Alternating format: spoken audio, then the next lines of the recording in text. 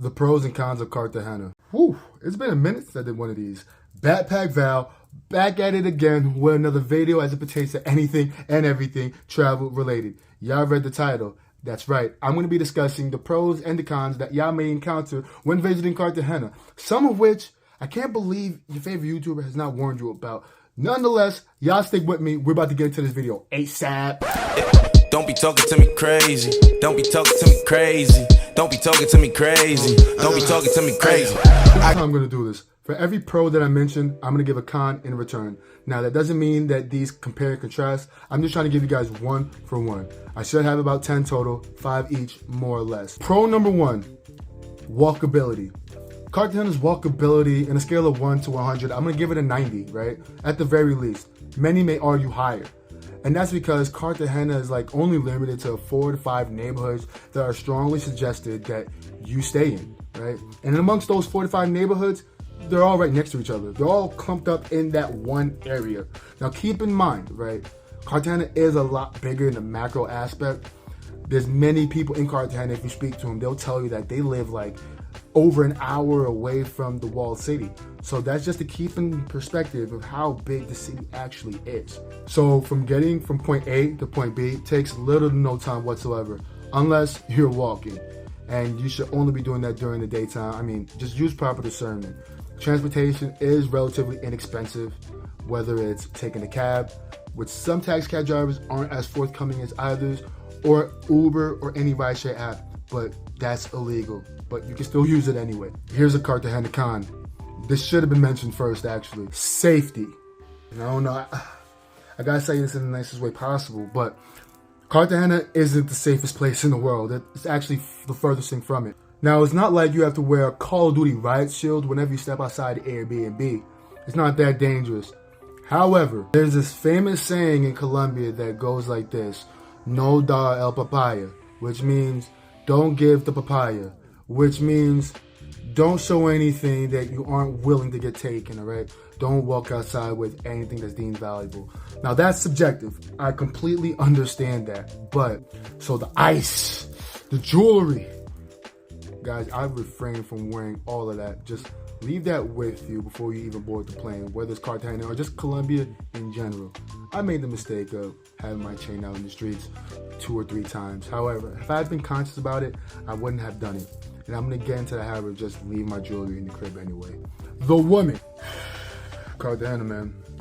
Whether she's Colombian, Venezuelan, a street worker, or honest worker, by and large, the women in Cartagena are beautiful and very approachable. Now, the reason why I attached the con next to the women as well is because there are many men, many men have fell victim to the nefarious acts of said group of females as well. Am I generalizing, saying that all women in Cartagena are bad? Obviously no, because I mentioned it as a pro initially, right? But that doesn't mean that when you're going out on a date or when you encounter a woman that she doesn't have bad intentions. She might drug you. She might call up her friends and try to rob you. I've heard every story. No, I think I've heard every story by now, but stories continue to be told. Another con when you're out there visiting Cartagena. Oh my freaking goodness. I'm getting a headache thinking about this right now. And it's the soliciting. So many different vendors, y'all. There's like 100 different type of vendors. And I swear they're all gonna find you, right? Whether it's someone trying to sell you a tour, whether it's the rappers. Oh my God, not the rappers. They're like the worst. Massage girls, people trying to sell you scooters, the palenquera ladies trying to get you to take pictures and videos with them or whatever the case is. There's so many vendors and they're all just gonna come after you one by one. Thus, I coined the phrase, all Madden. When it comes to describing how intense these vendors are in getting you to try and buy their product, their overpriced product. Yes, no. Any price that these vendors give you, it's usually like 2 or 3 times the original price. Work your way down if you really want the product. But if they're not trying to bargain with you, walk away. Matter of fact, don't do that. Don't just walk away. Don't just walk away. Because then they'll just follow you. Just tell them, gracias. Not, no gracias. Not, oh, estoy bien. No. Gracias. That's like the magic word right there. They understand, they'll leave you alone. Now, one thing I do enjoy about Cartagena, if y'all know Backpack Val, then y'all know that I'm really big on nightlife. There's plenty of things to do in Cartagena. Plenty. I don't know where to even start. Where you want to go to a Latin club where they're playing nothing but Latin music, there's an option right there. If you want to go to an American club where they're playing hip hop, R&B, some dance halls, some Afro beats or whatever have you not, you're gonna have your option for that too. If you're a pay-for-play guy, even though the mayor has his decree, you'll still be able to enjoy that nightlife as well. If you're trying to date females out there and take them out to restaurants, you have a plethora of restaurants to choose from. If you wanted to party outside, a more like traditional and a more honest setting, completely cosmopolitan, drinks are cheap, you're brushing shoulders with people from all over the world, there's Getsemani, that's an option for you as well. So in regards to nightlife, Cartagena has a pretty down package. Now, this one is subjective, but I have to put this on the con list, right? And that's the weather. Yo, bro, I'm sweating even thinking about this. Cartagena's hot. That's not even the problem, so to speak. The bigger problem is that it's hot 24/7. Like, that heat goes absolutely nowhere. The only difference between the daytime and the nighttime, the sun isn't there to scorch your skin. But in the nighttime, you will be sweating just as profuse. Another issue with Cartagena as it pertains to the weather is the flooding.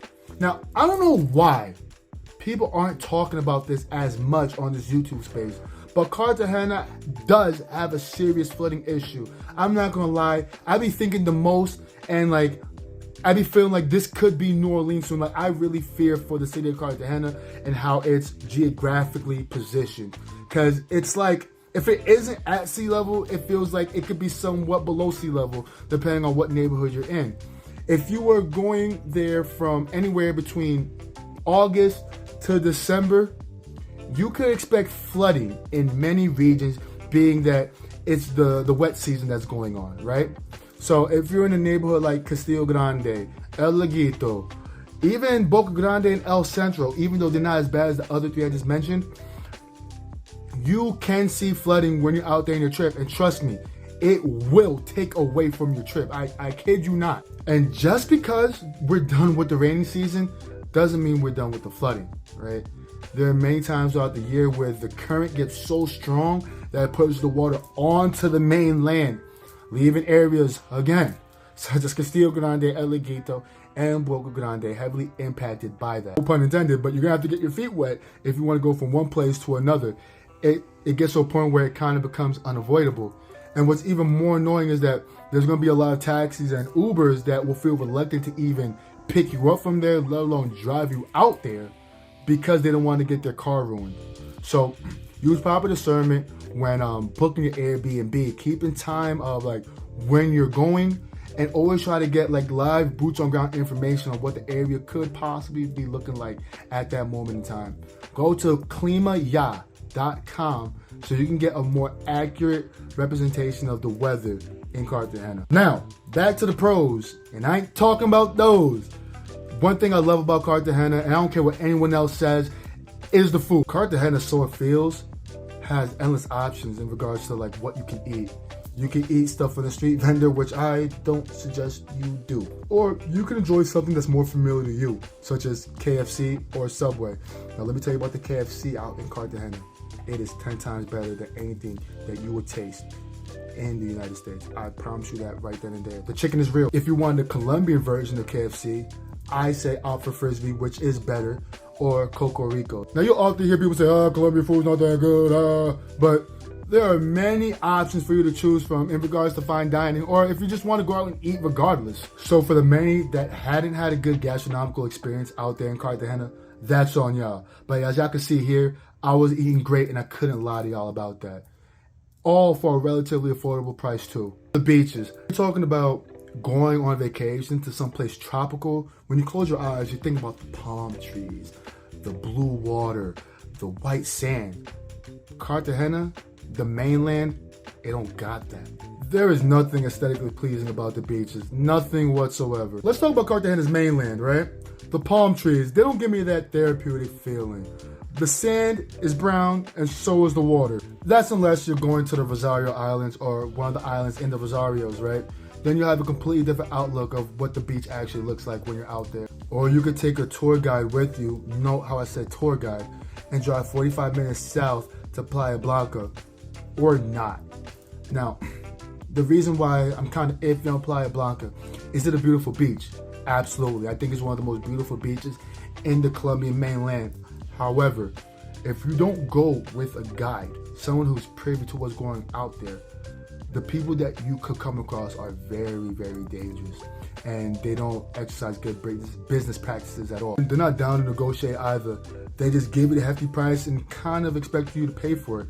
And if you gave them some lip, they will pull out a gun, right? This is as simple as that. I've heard stories where even vendors pulled out guns and was shooting at each other. It's nuts. One of the biggest pros in Cartagena, and I'm not going to get too in depth into this, but it's very rich in history. Cartagena has an interesting story where it's one of those cities in the world that had to fight for its independence.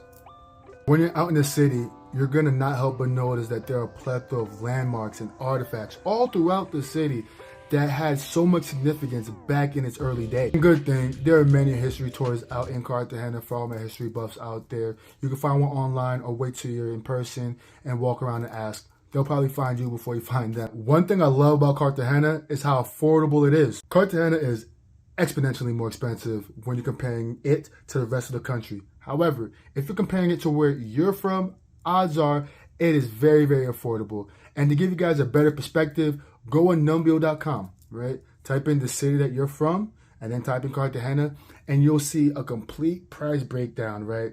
Of how much expensive or how much cheaper it is overall living where you're at as opposed to living in Cartagena. So it'll give you, good numbers to play with as far as budgeting for your vacation. Thank me later on that, because I just dropped a dime. I just dropped a dime on y'all. Again, you was just tuned into Backpack Val. Back at it again with another video as it pertains to anything and everything travel related. I'm going to catch y'all in the next video. Hasta luego. Don't be talking to me crazy. Don't be talking to me crazy. Don't be talking to me crazy. Don't be talking to me crazy.